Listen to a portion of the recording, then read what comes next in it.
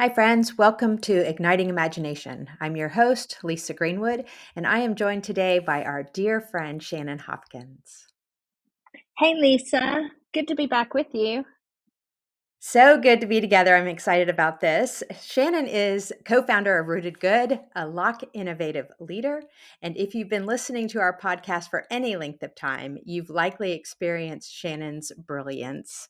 She has been a co host and a guest multiple times and is such a go to connector and thought partner for us. So thanks, Shannon, for all your support of our podcast and well beyond.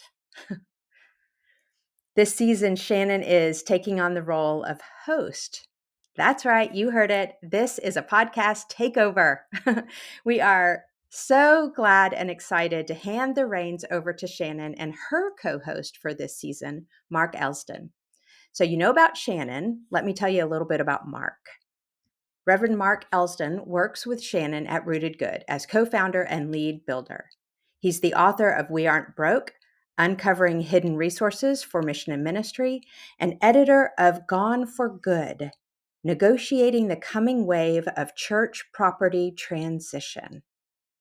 Mark's latest book title is this season's topic, which is central to the work of Rooted Good, and that is the coming wave of church property transition. So everywhere we go, leaders are talking about this issue and the opportunity that goes along with it to use their church property in new ways and to see it as an asset that can be leveraged for good. That's why we're so excited to have a season that focuses on the broad range of questions related to church property in transition. And you can see why Shannon and Mark are the perfect leaders to guide us through this topic. In each episode, they will connect us with leading experts and leaders on the ground who have gone through church property transition, as well as theologians to help us think deeply about the meaning, purpose, and stewardship of our buildings in relationship to our faith and witness. These upcoming episodes are incredible resources for leaders and congregations who are discerning the transition of their own church property. So please do visit Rooted Good's website for more information about them and the many other resources they provide, including programs and guidebooks designed to help church leaders navigate this topic. Today's episode with Shannon is a preview of this season and an opportunity to talk with Shannon about what she is seeing across the United States as churches undergo what has been called the greatest transition of church property we've ever seen in the United States history. So let's start with that. Some experts say that 100,000 churches, that's a third of congregations in the U.S., will sell their buildings or significantly repurpose their buildings in the next decade or less. So, Shannon, will you paint that picture for us? Why is that? What is going on in the landscape? Well, thanks, Lisa. What's happening is a lot of things are converging in this moment. So we all know that people are finding they're accessing religion and spirituality differently than they did before. People don't church like they churched in the 1950s or the 1920s, but our buildings are still designed for people to go to church like they did in the 1920s or 1950s, right? Yeah. So that's one thing. People are accessing spirituality and doing spiritual life differently. The other thing is our economic models are changing. So you've got this one thing happening that people are accessing spiritual life differently. Then you also have people giving financially differently. And there's a lot of resources. I would point to Lake Institute or to the Lilly Economic Challenges research for that piece of work. But the giving is changing. So it affects Right? And our economic economic models models, change. right? Sure. Exactly. So then you've got buildings that are underutilized and you've got buildings that have deferred maintenance. So we've had a lot of churches that kept waiting to do their update their building, to do their ACE. I just heard a quote recently about the cost of redoing an air conditioning unit for church, right? The expenses. So you just defer the maintenance. You've got underutilized buildings. You've got people accessing differently. and just the way that it Mm. functions is just different. So that's what's causing it. It's all these things are coming together um, at the same at one in this one moment in time. Does that make Yes, yes, it does. sense? And I want to jump in. Like, why do you care about this? Why has this Yeah. risen to the kind of the top of your work? Yeah, and ministry. Well, I think obviously this is a church issue, right? Like this is affecting individual Right. congregations and it affects the spiritual landscape and the way religion looks in America, right? But this is not just a church issue. This is an American society issue. Okay, say more. This isn't just the greatest reshaping of the church. It's the greatest reshaping of American Mm, society. For the rate of this change, I think it's the church is either going to be in the conversation for how it uses its asset, repurposes them to affect their communities, or it's going to pull out. It's just going to sell. And I think when you have a third of churches that were designed into our communities pulling out, well, what happens? mhm. Right? Yeah. I mean, Wow. you know, so after the GI Bill, like we designed churches into community, right? That was one big move. There have been other big moves. I'm not a church historian, but we have never seen the scale and opportunity of this kind of impact. And for me, I care because this is the moment that we get to say, actually, what we do, how we think about equity and justice and caring for our neighbors, this is it. We can do it. We can demonstrate it in a really big way in our local communities and across the nation. So for me, I just think if we don't do this, then we'll never have this kind of opportunity again, I don't think. Yeah. So to me, that's why I care about it. It's like we've got this moment, we have this window, we have these assets. Let's come on.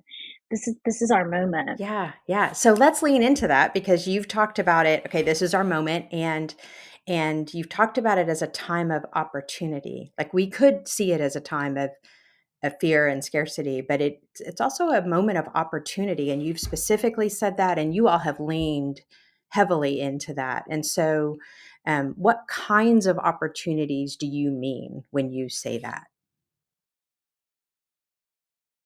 Well, I think that if I look back, to a very long time ago in the history of the church in America, right? Like churches were building schools, we were building hospitals, we were actually radically acting for the good of our Mm, neighbors, right? And in ways that, again, that were part of shaping America, hmm. right? And embedding um, kind of the values of Christianity into society.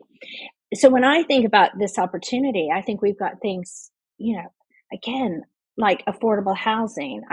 I get a little frustrated that there's so much about housing in this Mm, conversation around church assets, but it is an opportunity for the church to do affordable housing. We're seeing amazing examples of that. But also community health centers, gathering places, what it means to figure out what our neighborhoods really need in this moment and redesign our civic and spiritual life around them. yeah, yeah, I don't know if that's yeah. No, I don't know if that's clear, but I think it is, and I'm hearing you also. You're picking up on a theme that we've touched on a number of times, and that is the importance of the church not abdicating its voice in the public square. Right, the church has a that's role, right. and there is a decentering that you're talking about too. Mm, We've kind of been built on an attractional model and bringing folks to the church, but you're talking about the church being a partner in the neighborhood, and I'm reminded of those words about the neighborhood as the unit of change in this moment. And if mm, so, then what's the role of the church, and how can the church leverage its assets, its property in yeah. particular, for the sake of some larger challenges in communities Mm. and neighborhoods. And that feels like a new question for the church that there's a decentering in that. It's not about how we like bring more people Mm. into to worship on Sunday morning. Yeah. Although I mean, certainly we want to more people to experience love and grace and mercy and justice and community and belonging and the love of Christ. And it is about a decentering that says, how can the church be a partner in this community, in this neighborhood? And You know, though I think well, I agree on one hand, Lisa, that it's a decentering. mhm. I also think it takes us back to our real call, which is what does it mean to love Yes, our yes, neighbor in the place that we are, and actually to live in service, yes, to live, that actually, so it's outward looking instead of inward yes, yes, looking. And I think all the attractional and like our focus on church growth has made us so yeah, about our own our own, what are we right, building, instead of, well, wait, where are we serving, where are we pouring ourselves uh-huh. out, like this is what Yes, this is what we're called yes, to, right, is yes, to pour ourselves yes. out in service to. Yeah. I think you've said it really well. And I don't think I think we, the church, have to claim our voice and place and mission and ministry in the neighborhood. Like we can't abdicate it. Like Yeah, we have to claim it and live it. And yeah. our property, if you will, can be a really valuable asset or vehicle for doing some of this ministry. Well, it's a Mm. lever that we Hmm. have, it anchors us in a place, um it helps us have this Yeah. voice in a different way than if we didn't have these Yeah. assets, right? Right. And that's why I think it's the opportunity, because we can it right now in our communities with our assets, we have we have a seat at the Yeah. table, and Nice. Oh, interesting. Yeah. we can be a valuable Mm. partner. Because we have something So that's I needed, think, um, not just in yeah, message, but and we actually in right, property. You know? Yeah. we have message, we have Uh-huh. place, Yeah. we have a Mhm. call to care for our Yeah. neighbor, and you know, and actually we have this sense that our faith matters in this place to bring justice and Yeah. mercy. Yeah, yeah, Anyway, yeah. Okay, so I want to come at this from the angle that I think most of our church leaders, clergy, lay leadership teams are coming at this conversation, and not maybe not all, but I think a lot of them are coming from because they're facing shrinking budgets. You indicated this, that how people give and the economic models are shifting, and so they're starting to have conversations about how they can diversify their income streams. And but they're wondering how to do that. And that's often, I think, where you all get brought into a conversation with folks. And I'm curious what you're seeing um, and and really how you're helping congregations and leaders of congregations navigate those questions. yeah, almost always people come to us first with the economic Mm. challenge, right? And I would say we work with a breadth of churches. We have churches that have less than a full time, and we've even had churches that have no full Hmm. time Wow. staff, like no full time Hmm. clergy. And then we have, and like less than $100,000 in their budget. And then we have churches with huge teams and multi-million dollar Hmm. budgets. We have the gamut, Interesting. but everyone usually reaches out to us with the economic question, and our process and all of our tools are so clear. You have to start with mission. You have to go to the existential. Why are we here? What is our mission in this place? And then you will find a way to align money and mission. So the new economic model will come, the diversification of income, that I think is healthiest for churches. Churches can do it another way. They can lean into a two pocket model. We'll make money here to do this thing over here. But we believe that the best economic model is the most resilient for both the financial model and the mission of the church is to find alignment. Mm.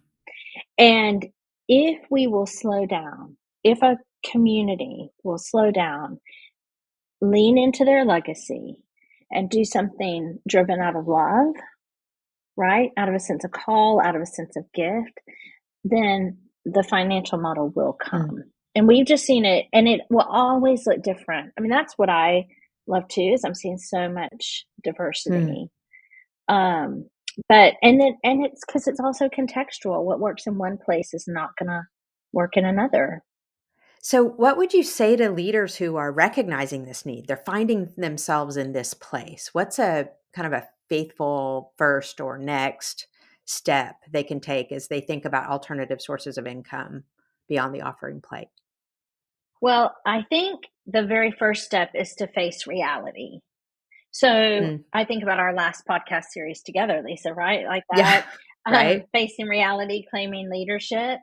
I think Mm. it's not to wait, to like actually recognize that this issue is going to impact your congregation. Yeah, yeah. Let me just jump in right there and say before you, uh, but like, what is it? I mean, folks can go back and listen to the last season and or the season we did Mhm. together, and I hope they will. But like, give us a little snapshot. What do you mean by face reality? Well, I think it's just that. I think it's like realize that economic models are changing for Hmm. congregations, and that the Hmm. attractional model is, while it still might have, you might still have part of a role, but it's not the whole role. So it's like you've got to Mm. face that that the landscape is changing, and this is going to affect your congregation. Okay, so telling yourselves the truth Truth, yeah, about what's happening and maybe even, I mean, your own data can do that, right? Your own absolutely. trend of giving and trend of, your demographics and your community. I mean, some of those just kind of data points help you face reality, right? Tell yourselves the truth about Tell what's yourselves the what's truth. happening. And Okay. your own Yeah. data helps. And I think the aggregate data, there's so much in the Mm. newspaper. And like I think about resources like Lake Institute's Faith and Giving and Faith and Leadership's weekly newsletter that have The all larger these, the picture. larger picture. And it's both. And I Mhm. think leaders need to tell themselves the truth and not ignore it, right? Like you Mm. got to say, Yeah. we need to do something. We need to have these conversations. And then the Yeah. work is Great. to start listening to your community. Mm. Where are people gathering, and um what are people needing, and what's happening? Just what's happening Mhm. all around you. Doing some Mhm. asset mapping. What do you Yeah, the have? What giftedness in the Yeah. community. Nice. Yeah, So yeah. I think those are like the first steps. We have a lot of tools out there to give people a map of the next steps, but the truth is you have to you have to lean in and not lean out of this conversation. I think Okay. that's the very first step. And then Yeah. to not be driven by fear or scarcity into this conversation.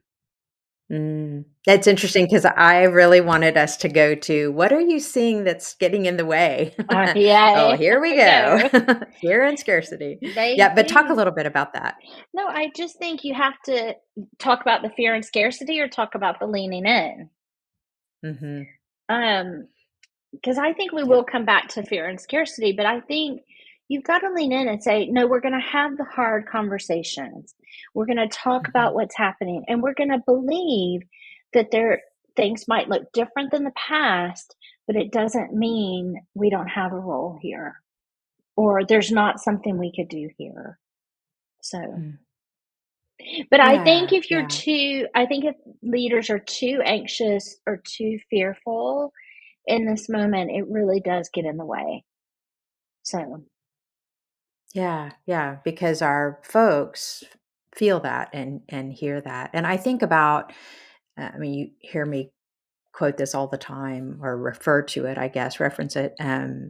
Friedman's A Failure of Nerve, mm, and he talks about like that failure of nerve is on the leader's part when we let the, I'm going to call it sabotage, and anytime you're leading change there's going to be sabotage and resistance. That's mhm, just yep, natural. But when the leader uh, acquiesces to that. In other words, a leader says, we've gone through a lot of change. We just need to not have any more change. Mm. Or, a leader leans too much into the fear and not enough into the possibility. And I'm hearing you say that, like, it really matters the The posture. the yeah, the posture of the leader. Interesting. Absolutely. And I do think another thing that tends to get in the way is this sense of failure. I think in Mm, congregations, because growth is such, um, the word that's coming to me is idle, and I'm not sure that's right, but we've mm, made growth the end, right? Goal. And so then we hire our clergy thinking they're going to grow the church. And then when growth doesn't happen and the economics aren't growing either, then I think leaders can feel this sense of failure, which can also get in the way. Like the expectations are misaligned. So that's not really what we're talking about in this season, but it is one of those things that can get in the way. right. It speaks to what you said kind of at the beginning in a way, because and I love how you said here, growth can become an idol, and I know you're tentative about that being how you describe it, but when we put it at the center and we make it the goal, then sometimes we get into preservation and fear mode, right? And I think when the mission is the center, when Mhm. when impact, when change in lives and That's communities right. is the center, then it's about growing individual transformation, but also communal transformation, and it's kind of the how and the what, Absolutely. which of course follows the why, and the why is not growth in and of itself. Um, right? Growth is what Right. happens when we're really focused on the mission and God is doing transformative work. Yeah, Well, yeah. and but I would love. also, but Oh, go ahead. I was just also going to say, but growth can look different. Yes, We've made yes. growth this sense of a number of people coming and gathering on one specific time in one Right. specific Yes. place. That type of growth isn't the only way that we can think about growth, Right. Right. right? Right. So, I'd love to hear you talk about, just give us a specific example of I'm going to call it a success story, a story of impact or change that a congregation maybe who went through your program, but it has also been asking these questions and is in well, the midst of it. in this season, you're going to hear from Chrissy in Gulf Shores, Alabama. And I love her Mm, story because she's a non housing story. And she's in a small Presbyterian church in a community of less than 250,000 people. And when she was hired, she thought she had like a 2-year runway. And then that mm, runway shrunk. But they really did the community listening and realized that there was a need for affordable space for small and medium sized businesses, and they've created a mm. business center. And in less than a year, they were turning over $100,000 in income, and Wow. they've grown a whole other community that is just Mm, modeling, like doing, being in relationship together and caring for their community together. And actually, the interesting thing is their church has also grown in in the midst of that, but not with the people from the business center. And she talks about that, and I love it because it's just such, it's just an incredible model of what they've done, and they did it. I mean, it didn't take capital infrastructure to do it. It took realizing they had space that was being used as storage that they could use in a different mm. way. you know. Wow. Wow. So Wow. That's a great story. All right. So give us a little glimpse into the season. Who are some of the other guests we can look forward to hearing from? oh my goodness. Well, you're going to hear from Joe Daniels, who's a Methodist clergy in the DC area who transitioned to church, and I love his story. It could be a Yeah. movie. Yeah. Um, Right? I think so. it really could. Just he's got the whole Abe Lincoln connection. So just to tease that one. And then you've got Wow. Joe Bowling from Inglewood CDC in Mm. Indianapolis, which I have to say, I think if we could look at what could happen across all of America in 20 years, it's a great snapshot. Mm. We've got Patrick Dugan from the UCC, and I just realized I've named a whole lot of men. We also have Jess Lowry from the Church of Christ, Sunset Ridge Church of Christ in San Antonio, and so we also have Sharon Core, who was part of transitioning a church on the East Coast, and there are just so many others. I mean, Willie James Jennings is going to be on the series, Wow. and that Yeah. yeah, and we're thrilled. I mean, he did the forward to Gone for Good, so Mm. that was great. I mean, I love it. I love the people that we've gathered are um, they're just phenomenal, and they're doing the work. And I think that's the other thing is, I mean, we do have like Willie James Jennings and Bob Smetana who kind of help set the framework for the season, like a real Hmm. like that kind of real overview from an expert point of view, and then it's practitioners. It's Nice. And Yeah. I love that. So it's not theory. This is where is it working and what can we see to help people have the Hmm. imagination and courage to do this work. Yeah. Yeah. Any little ideas or insights that or themes that surfaced as you had these conversations? I think I'm not sure about ideas, which is interesting because I'm a real ideas person. I think what it keeps coming back to me after every episode that we record is this isn't rocket science. This is Mm. just slow. It's slow work. It's slow, thoughtful Mm. work, and it's taking us back to the basics of Mm. knowing our neighbors and our neighborhoods and what they need, and knowing who we are and the place that we are, and understanding what we have to bring and to give in this season, and trusting that as we walk this road that the Lord is with us, the Spirit is leading, Mm. and Mm. but it's I think that's what it's taken me back to. That's the insight that keeps coming back to me. Who you are, Yeah. where you are, what you're called to in this moment.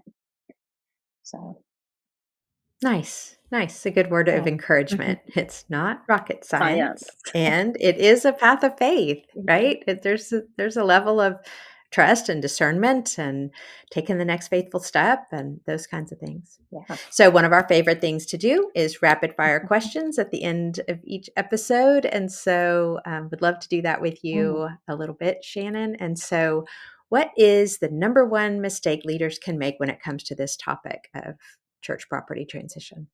Okay. I think there's two. I think one is not having this conversation, like just Mm. ignoring it, or Mm. saying it's Oh, not right. real, just saying it's not real. Just denial Yeah. Yes. One is and denial. avoidance. Yes, denial, avoidance. The other is jumping straight to the solution. Oh, well, we could do housing. Oh, Mm. we could do a co working space. Oh, we could open a coffee shop. I saw this when I planted a church. We copy, we replicate instead of Mm. discerning and doing the work, which is, well, actually, you don't know what, you got to do the work too of what are you zoned for, and can you do it, and is it needed in your community, and is there demand? So Mhm. I think those are Yeah. the two Nice. biggest mistakes that get made. Great. Great. Okay, next one. The church in America in 20 years will look like. Oh, I think it's going to look super diverse and fruitful. Mm. Mm. And I think there's going to be a lot of stories of hope. Um, you know, so here's the thing that I think the church in America 20 years from now. I think we're moving from like, in agriculture, we've had all this monoculture farming, like monocrops, like one big thing planted. You're just going to plant just wheat, just one thing. And I think Mm. what's moving is, well, actually, what happens when you plant with diversity across that field? Mm. And I think the Mhm. church is going to be like that, from one model to many models. Um, Yeah. and I think it's going to go from um, a place that people knew was only open 1 or 2 days a week. I think we're going to see some places where it's there's a lot more going on, and it doesn't Mm, look just like church as we know it, but it's the center of community. And some churches will, mhm, I mean, Mark's not on here. I couldn't say some churches will close, and mhm. and in their place will be affordable housing or community health centers, and people will be served in new ways because of that. Mhm. Yeah. All right. Last one. One out of the box idea a church has pursued related to their church property. Okay, well, I'm going to tell the San Antonio church story, the Church of Christ story, and you'll hear Mhm. more from Jess about their process. But this is a church in San Antonio that tore up their parking lot and created a park. And it's a beautiful Mm. 1 acre park. They realized what the heat index was doing, what their parking lot was doing to the heat index in the city. Mm. But in addition to the park, which is beautiful and amazing and has already created 2 extra income streams for them, because there's now a nature based preschool on their site, Mm. they've also Mm. taken an old family life center or an education building, and they're turning it into an incubator for businesses, women and minority owned businesses that support the wedding industry and that provide vocational Huh. job training. So if you're going to get married in their church, you can get your cake and your flowers and all of that um, from those vendors. So it's creating employment. It's um, transforming people's lives. It's that is still in process. It's like the parking lot's open, but it's a virtuous cycle. It's a virtuous Mm. cycle, and I love that. And Yeah. yeah, so it's one of my favorite stories that a church has pursued related to their property. And Jess will be on the She podcast, and so you'll will. have a conversation and hear more, so that's Yeah. fantastic. Great.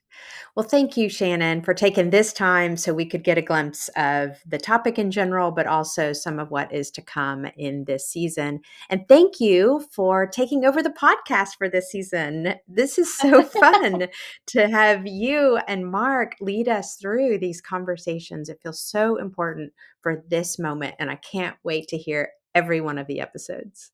We are so delighted. What a privilege and an honor. And we're just so grateful. We're so grateful to Wesleyan Impact Partners for letting us do it. So let's have a great season.